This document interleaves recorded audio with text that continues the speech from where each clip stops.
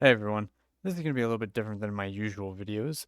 I'm actually going to be giving an explanation on something, and I want to give a quick disclaimer that this is very unscripted. I just have a couple of bullet points about the iRacing safety rating system, how it works, and some of the intricacies involved in it. Like I said, there's going to be very little editing. I might go on some tangents, but I have a helpful list of bullet points in front of me to keep me on rails. I will timestamp this with relevant information and into certain sections that I have labeled as the introduction segment, what is safety rating and why it's necessary, license classes and eligibility, what affects safety rating, what doesn't affect safety rating, D 0.00 and A 4.99 and beyond, methods to retain safety rating, drawbacks to the system, the most common complaint about safety rating, and potential improvements and the drawbacks associated with them. So, for any of you who are new to this, my name is Garrett Hess. I've been on iRacing for about 9 years. In about a month will be my 9 year anniversary. And I have had plenty of time to get myself familiarized with the ins and outs of the safety rating system. The purpose of this video is to educate newer people on iRacing and maybe veterans on iRacing who might not know a certain element about SR because it really is, in some regards, iRacing's best kept secret into how it really functions. Now, I'm going to go through a quick terminology course. If I ever mention SR, that is short for safety rating. Um, X's refer to incidents, so going off track, collisions with another car, etc. Corners per incident, or CPI, which is the amount of corners you can do to negate an incident point, and incident limits, which are a set amount of incidents that you can accrue before getting penalized or disqualified from a race. But I'll explain all of those in their respective segments. So the first segment is what is safety rating and why it's necessary. Now, before I start this off, I want to make it abundantly clear that SR and iRating/skill are not linked in any way whatsoever. The slowest people you know can most likely be A 4.0 if they just stayed away from other cars. And the fastest, most crazy skilled people you could ever meet can be below D 1.0 in the safety rating system due to certain cases like this run one series and are hyper aggressive.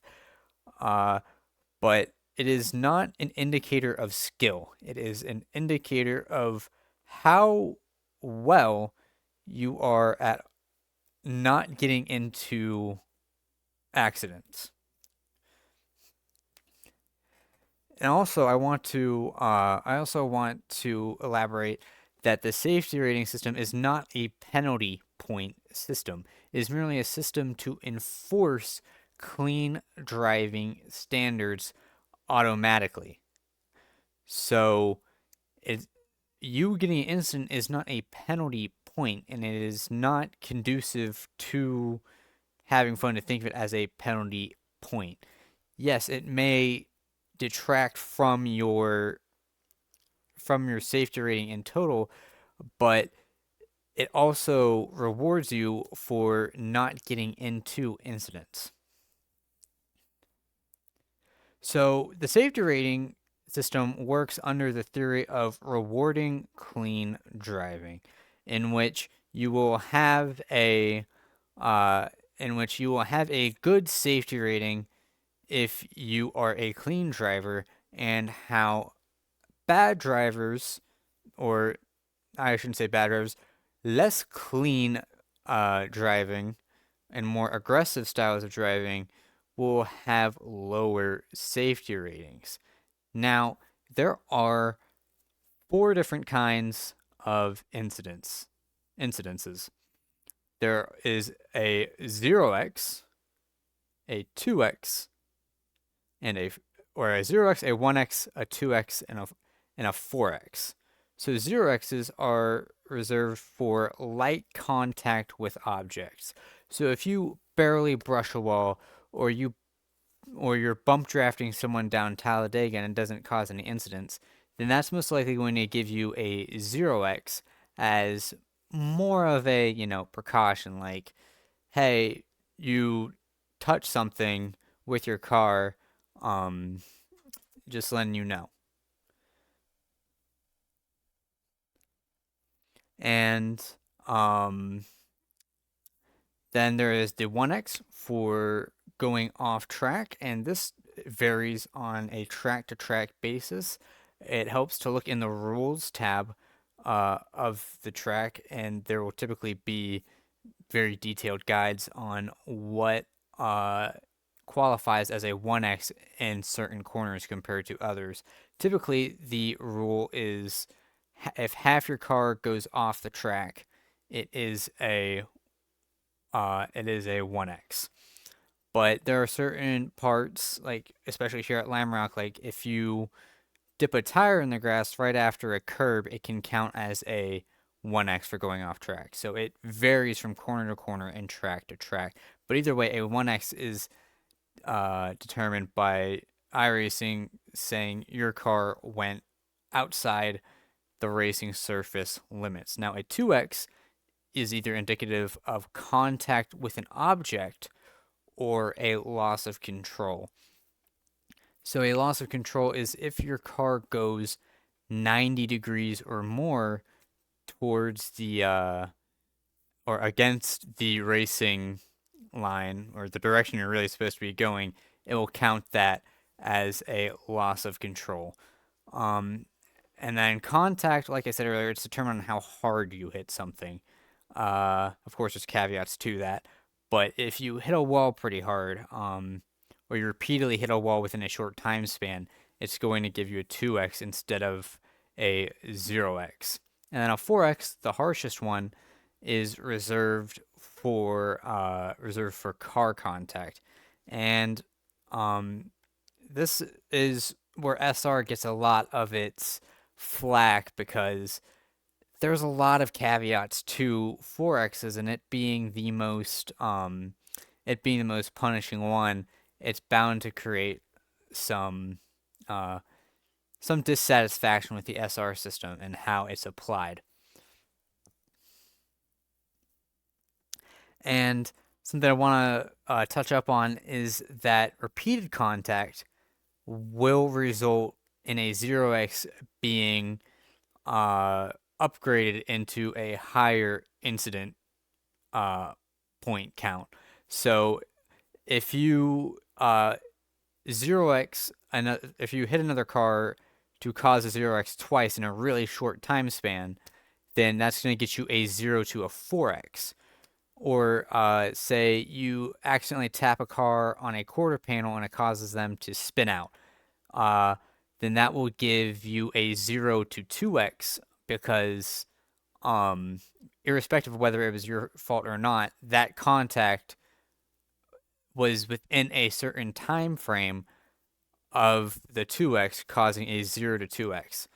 And it is also the safety rating system is also a no fault system. It equally assigns punishment to all parties involved in an incident, no matter the case. So if two cars get into an accident, irrespective of whose fault it was, the circumstances surrounding it, anything, the server is just going to see that two cars were involved in an accident, and both parties are going to get a 4x. And something that I also want to mention is that on dirt, it is the 4x is downgraded into a 2x because there's generally more contact on dirt. But in the same vein, the incident the incident penalties are typically lowered. I know um, for a lot of oval series, the DQ limits at 17 incident points, and I think for a lot of dirt oval stuff, it is at 12, due to the 2x replacing the 4x um, in that regard. But yes, like I said earlier, it is a completely automatic system that equally assigns punishment to all parties involved in an incident. And this is necessary because so many races go on at the same time that it really isn't feasible for iRacing a to have human stewards outside of selected pro events within a controlled environment. Um, and it really is the best at covering all the bases for any possible situation. Even if someone gets screwed, it's still better than nothing. And I'll explain on that later in the drawbacks to the system and most common complaint section of this video. Second section is license classes and eligibility. And I'm going to give a brief rundown on license classes. So there are seven license classes in iRacing: Rookie, D, C, B, A, Pro, and Pro World Class. And everyone in every discipline starts off at Rookie 2.50. And to those who have not played iRacing very much or at all, it is not normally attainable to get a pro and pro slash world class or world class is world championship uh license class, because they are manually given out by iRacing to people competing in pro series or pro qualifier series. The pro license is for people who are competing in pro qualifying series like what used to be called eNASCAR Road to Pro, or the Contender Series. And then Pro World Class or World Championship is for drivers who are competing in the top tier of iRacing, which is the World Championship. So on oval there's the Coke Series, or on dirt oval there's the World of Outlaw Series on iRacing. So no, there's also a big caveat on license classes for certain series depending on the week. So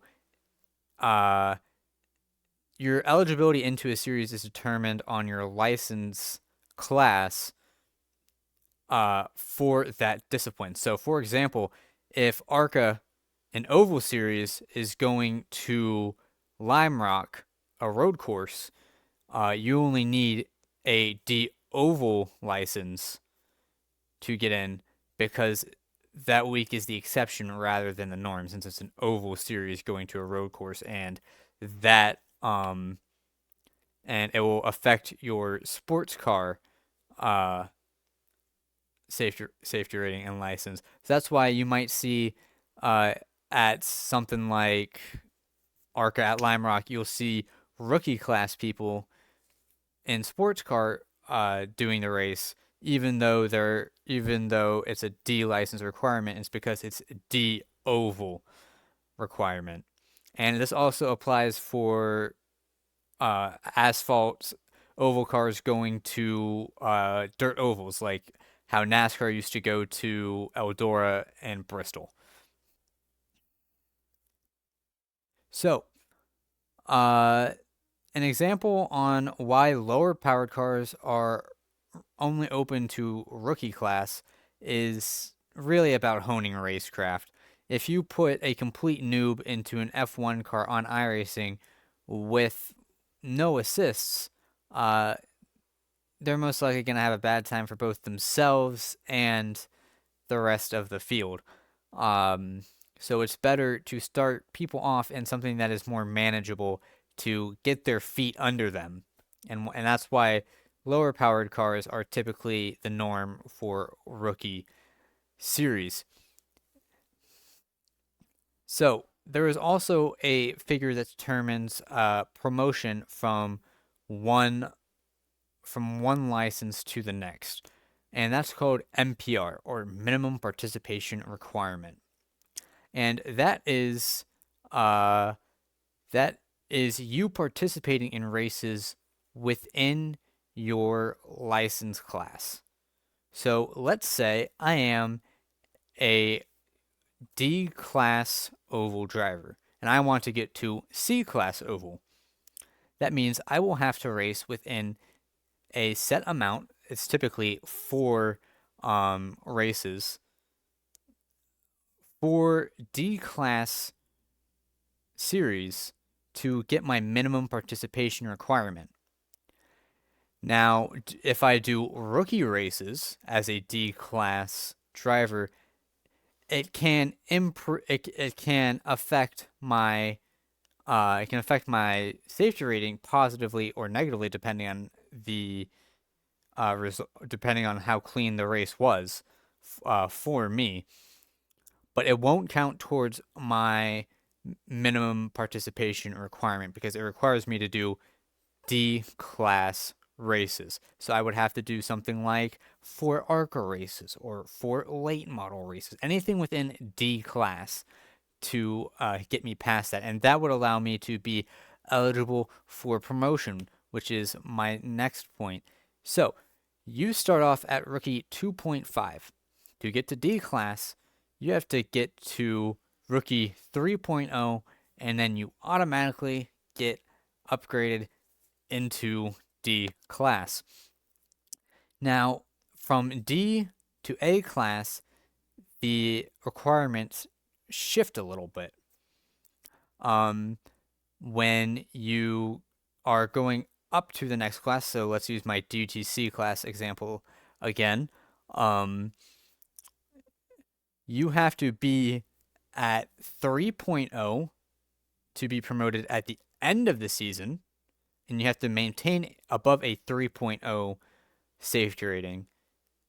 Or if you get it to 4.0 and have your minimum participation requirement completed, then you will be automatically promoted into the next license class. So this allows for let's say a D class driver to get, let's say, D 4.99 by doing only rookie street stocks. And then if they do 4 D class series oval races, you'll be instantly promoted to C class because they met their MPR and they are above D 4.0.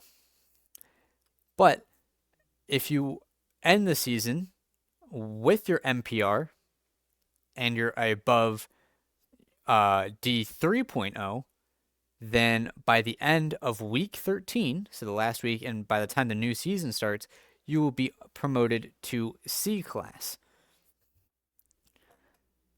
And there is also demotion in iRacing. If you go below 2.0 at the end of a season and the season ends and you don't get it above 2.0, you will be demoted into the license class below you. And if you go below 1.0 at any time throughout the season, you will be instantly demoted to the license below you. Now, a caveat to this is that D class drivers cannot be demoted. They can go below D 1.0, and there are instances of people who have a D 0.9 safety rating racing in D class races because they can't go down to a license class below. And when you get promoted or demoted, it will put you somewhere in the middle in terms of SR for that class. So if you go from D 4.0 and you get promoted, it will most likely put you at C 2.3.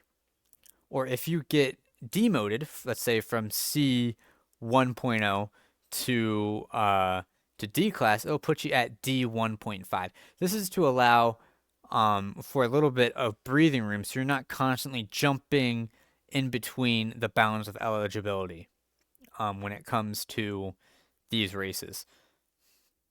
It will give you some breathing room so that you can have a good race, or if you get demoted, you have to chain together multiple good races to and by good I mean clean, uh to get back up to where you were. And if you were promoted, you're allowed to have a little bit of breathing room if you have, you go off track a couple of times, you're learning the car, you spin out, whatever.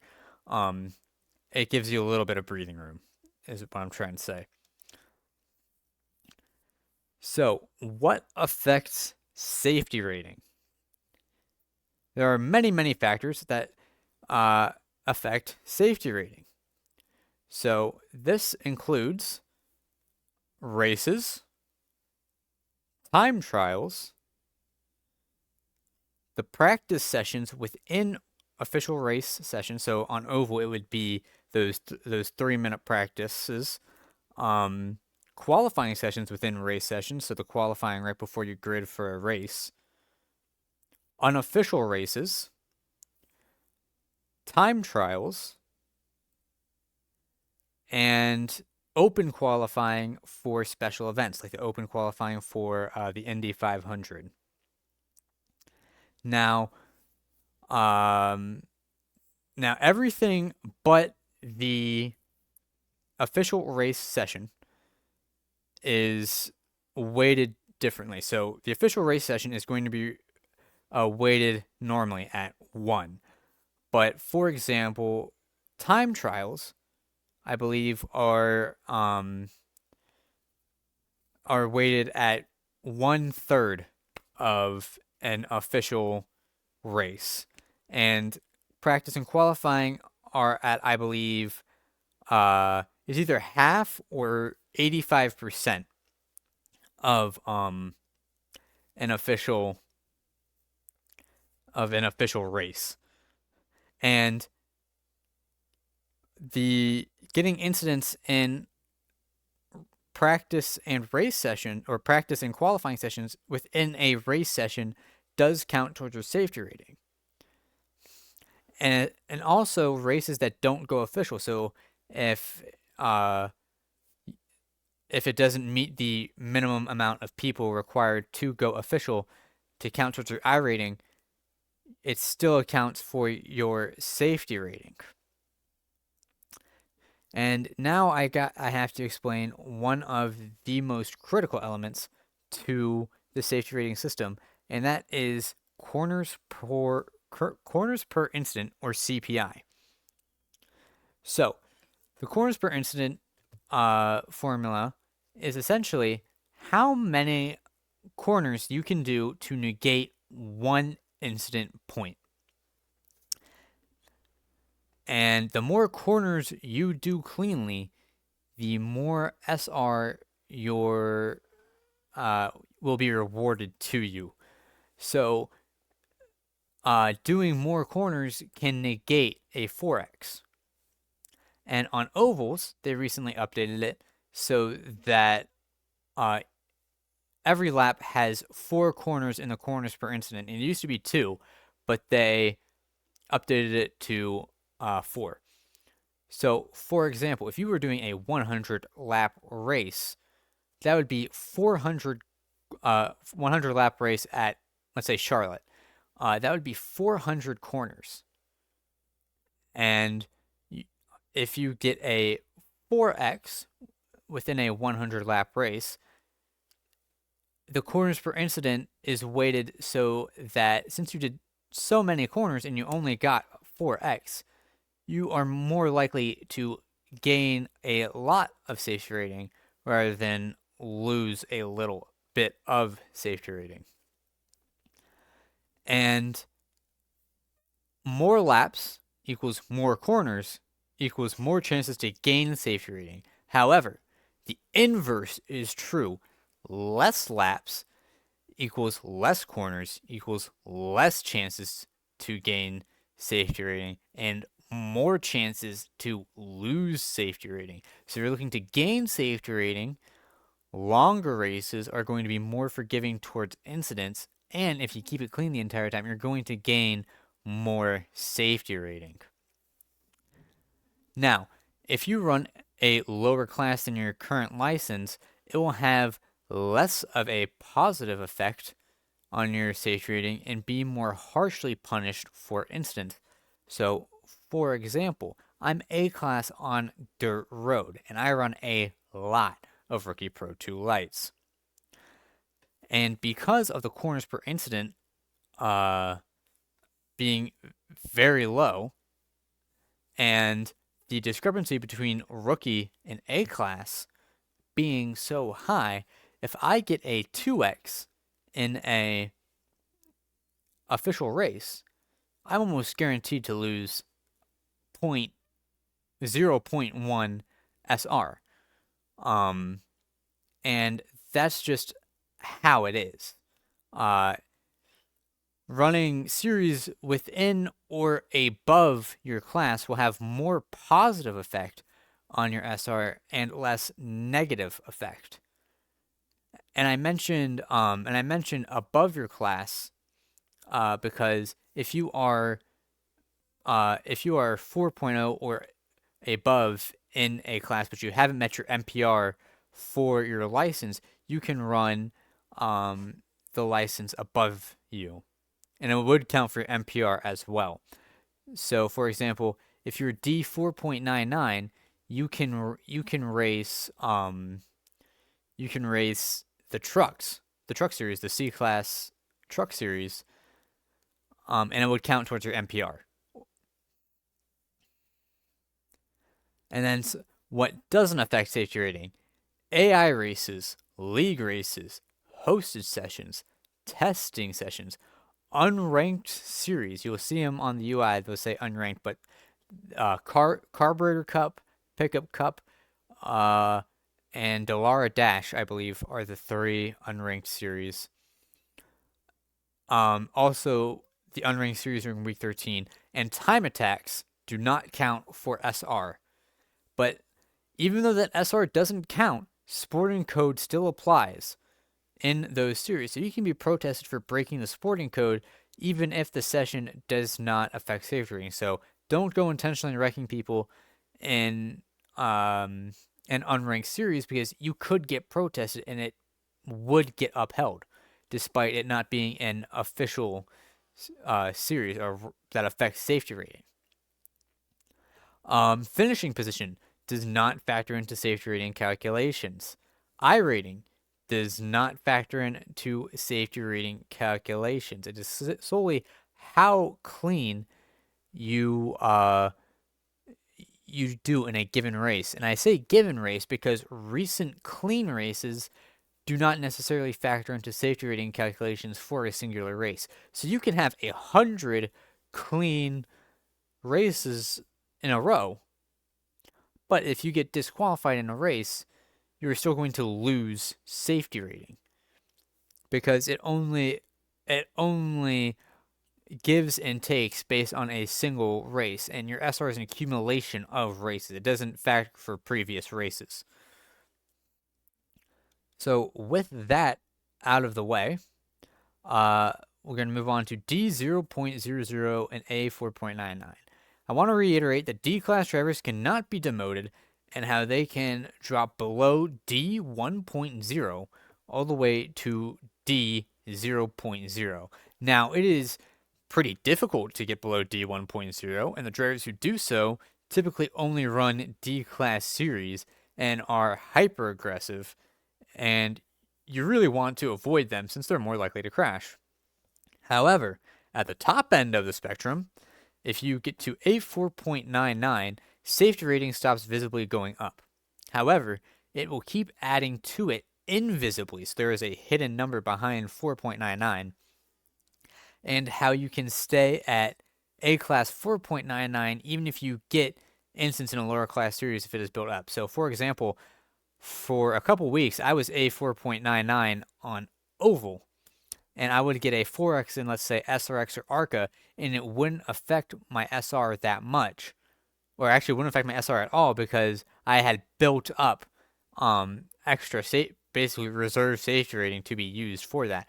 Now, I did 2 races at ARCA Sonoma and got a 10X and 16X each, despite being a 4.99, and now I'm back to D class.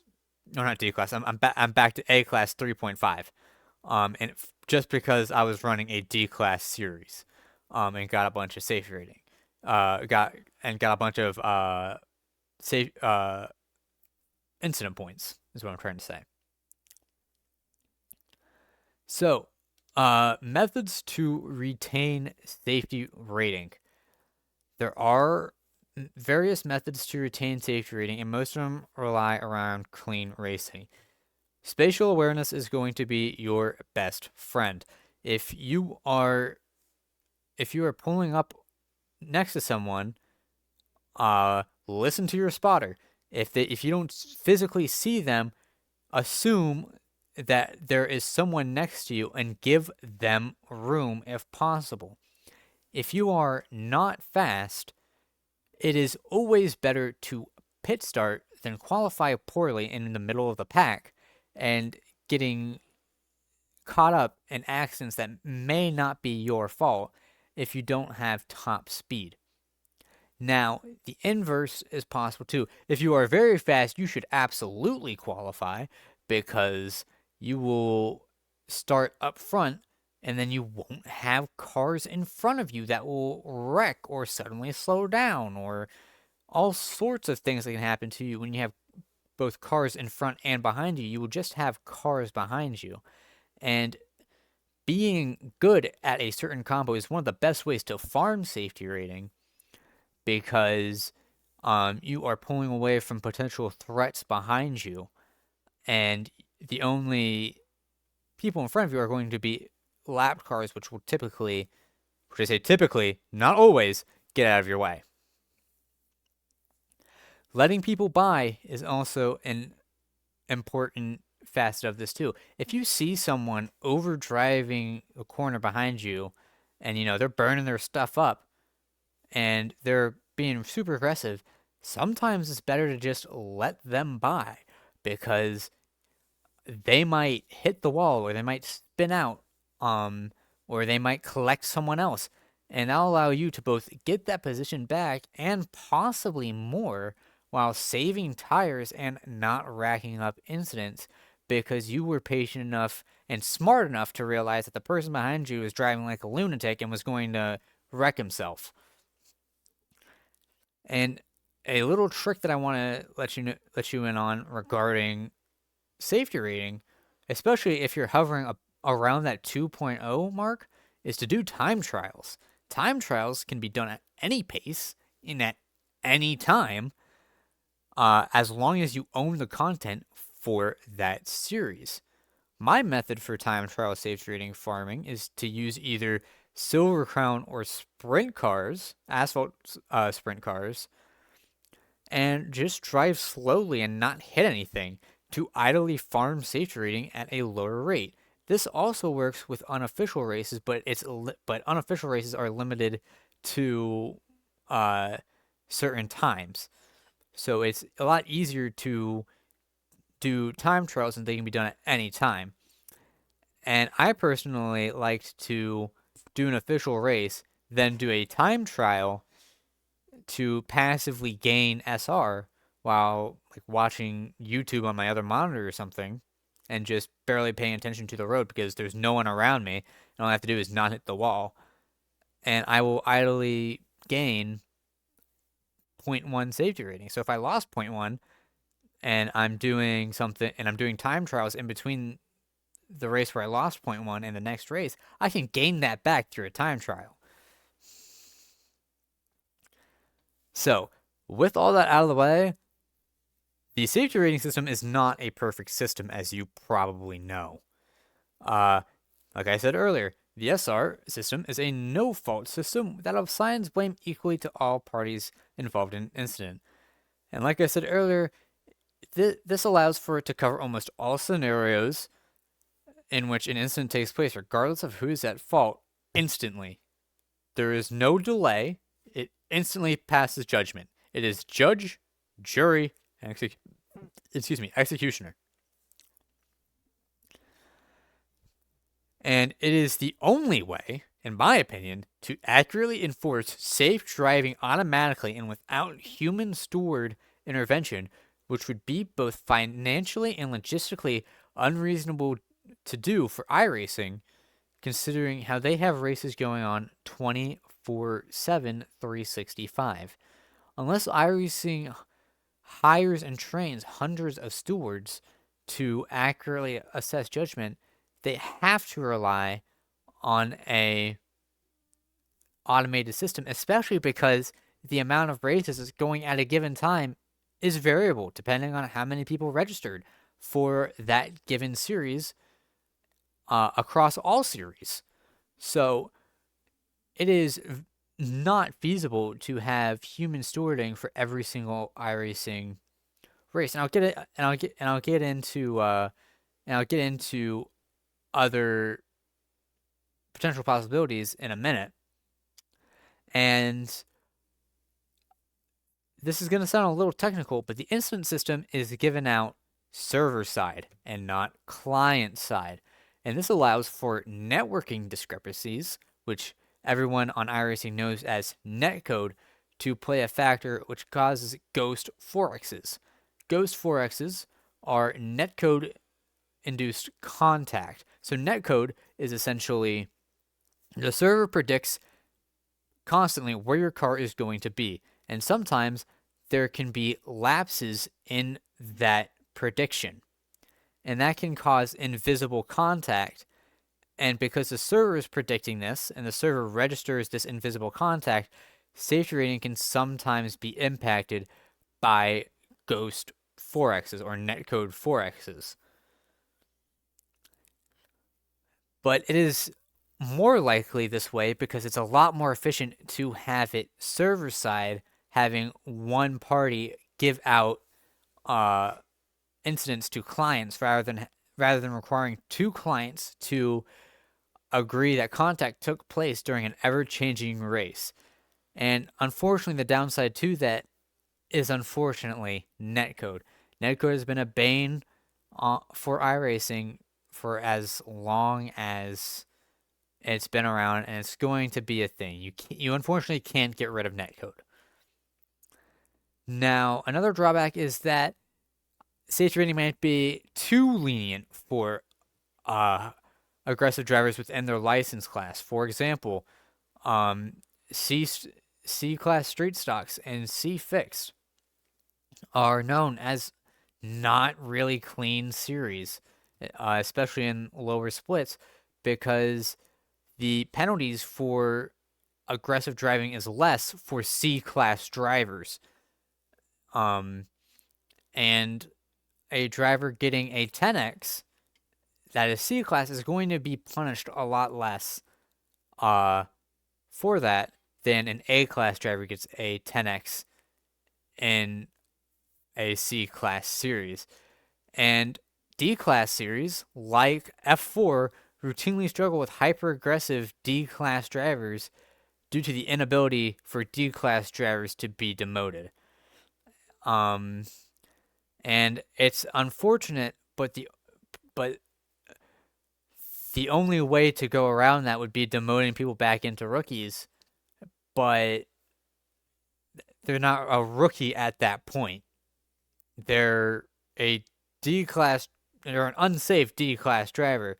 So there might need to be like a new license class for those drivers, but it's going to be so infinitesimally small that that's ultimately not going to matter. And then a mix of the no fault system and the corners per instance system can also be punishing for high-class drivers to maintain above an A 4.0 despite driving cleanly if their only consistent option is to run lower class series. This affects me personally, and I bring this up because I can really only run Pro 2 Lite, Rookie Pro 2 Lite, which only has 6 laps, because that's where all the participation is in Rookie Series, and it only has 6 laps, so I'm only doing about 30 corners per race. And as someone at the top of A class doing a Rookie Class Series, if I get a 2x, whether it's my fault or not, I'm still going to be punished for a 2x, and there's no way to get around it. And ultimately, trying to stay above a 4.0 is meaningless, but it's ultimately frustrating for those trying to achieve something like a 4.99 while enjoying the racing that they do. And now I must explain the most common complaint regarding the SR system. The most common complaint is that an incident is not a driver's fault. And this typically stems from getting hit in the rear or an unavoidable collision, yet they are still given incident points. Like I said in the beginning of this video, the SR system is not a penalty system. It is a no-fault, I like to call it an incident regulation system that gives out incidents equally to all parties involved. There is no way for a different system to take its place that would be as efficient and not require any human intervention, which would be impossible considering how many races simultaneously go on at any given moment and how it's possible for even human stewards to make mistakes. That's why the protest system has an appeals process. And a lot of the people who are most vocal about how bad the SR system is will typically never offer a viable solution, mostly because a solution that would work equally as good or better without any logistical drawbacks or cost exceeding that of the current safety rating system doesn't exist. And that's just how it is. These are the rules that iRacing is giving you, and it's logistically the only way to have a clean racing system without human intervention. And now I'm going to list a couple of potential improvements, and I'm going to also say the drawbacks associated with them. And potential improvements are not my personal potential improvements. It's what I've heard from the community. The first one is getting rid of safety rating. No. It is necessary due to reasons that I've stated before, and races would be invariably worse, especially at the higher license classes if there is not a new eligibility requirement in place to replace safety rating. It is a necessary evil that we as iRacers have to accept. And another popular one for people who don't know all that much about what they're talking about is getting AI to do it. And that's another no. But at least not yet. Computers cannot determine fault in this context. And especially, as of the date of recording, February 10th, 2026, not at the current state of AI. Only humans can determine this, which is why we have the protest system. The protest system is the end-all be-all for safety in iRacing. If there is an intentional wreck, if there is an unsafe rejoin, if someone's breaking the sporting code, those are all protestable offenses. And it's up to iRacing's protests and stewards to decide whether to hand out punishment or not. And the protest system is a whole other can of worms that I'll probably get to in another video, but it's outside the scope of safety rating. And I mentioned the protest system because the next point is one is an improvement that I have thought of, and it's the protest system giving back SR for intentional wrecks. It's plausible, but the calculations for SR are delicate enough as is, and upsetting that delicate balance by retroactively giving SR back is going to cause more of a headache than it's worth. It is not comparable to something like Face It for Counter-Strike giving ELO back to a cheater when it's in the lobby, because SR affects so much more than placement in splits. SR affects what series you can run. SR affects affects whether you'll make it to the next license class or not. It's more than just what split you'll be in, and it's more trouble than it's worth to try and give back lost SR for a successful protest, because that requires a whole recalculation of that race. And also, the extra reports would also probably come in from people misunderstanding the SR system as a penalty system, trying to get SR back from something like a racing incident or an accident or rear end that would delay the protest system.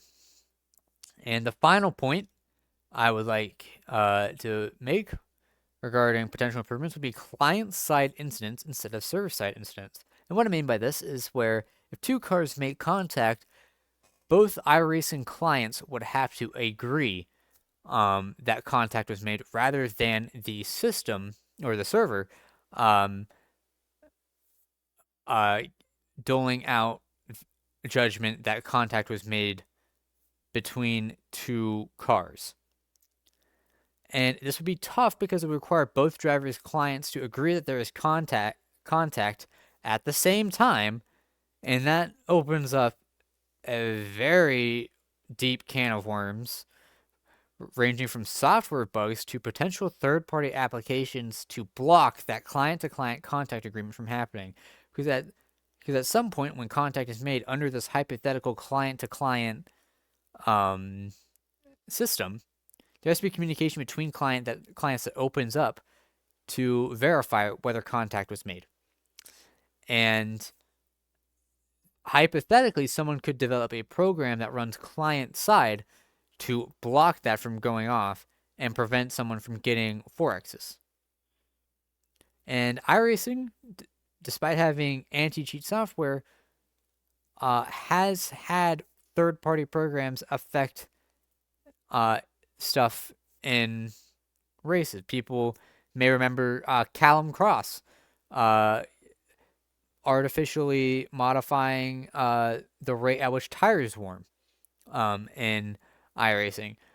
Or there was, I remember in the setups for iRacing Discord server that used to exist, there was a video going around about where people developed a cheating program to have borderline comical amounts of acceleration in the Porsche GT3 at Spa, where they would go from a stop to 200 kilometers per hour within like 2 seconds.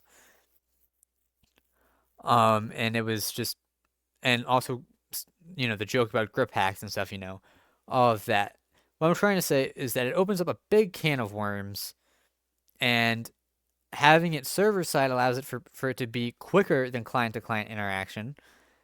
And also seals off any possibility for bugs or exploits to happen, with the trade-off of netcode.